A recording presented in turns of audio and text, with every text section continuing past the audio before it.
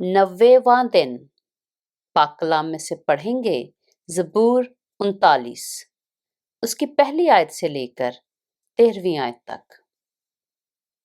मैंने कहा, मैं अपनी राह की निगरानी करूंगा ताकि मेरी जुबान से खता ना हो। जब तक शरीर मेरे सामने है मैं अपने मुंह को लगाम दिए रहूंगा। मैं गूंगा बनकर खामोश रहा और नेकी की तरफ से भी खामोशी इख्तियार की और मेरा गम बढ़ गया। मेरा दिल अंदर ही अंदर जल रहा था।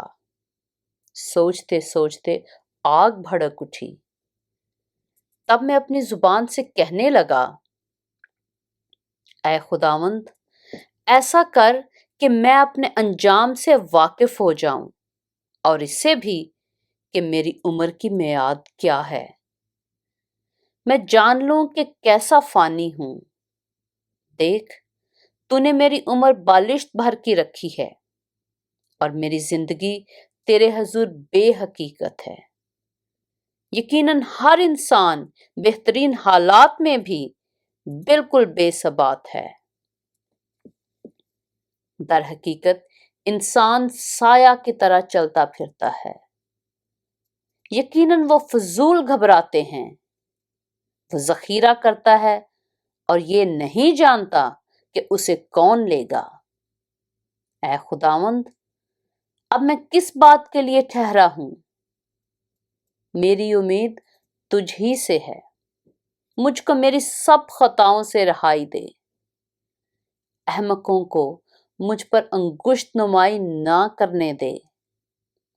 मैं गूंगा बना, मैंने मुंह ना खोला, क्योंकि तू ही ने ये किया है। मुझसे अपनी बला दूर कर दे। मैं तो तेरे हाथ की मार से फना हुआ जाता हूं। जब तू इंसान को बदी पर मलामत करके तंबीह करता है तो उसके हुस्न को पतंगे की तरह फना कर देता है। यकीनन हर इंसान बेसबात है। ऐ खुदावंद, मेरी दुआ सुन और मेरी फरियाद पर कान लगा। मेरे आंसुओं को देखकर खामोश ना रह, क्योंकि मैं तेरे हजूर परदेसी और मुसाफिर हूं, जैसे मेरे सब बाप दादा थे। आह, मुझसे नजर हटा ले ताकि ताजा दम हो जाऊं, इससे पहले कि रहलत करूं और नाबूद हो जाऊं। पाक कलाम के पढ़े और सुने जाने पर खुदावंद की बरकत हो।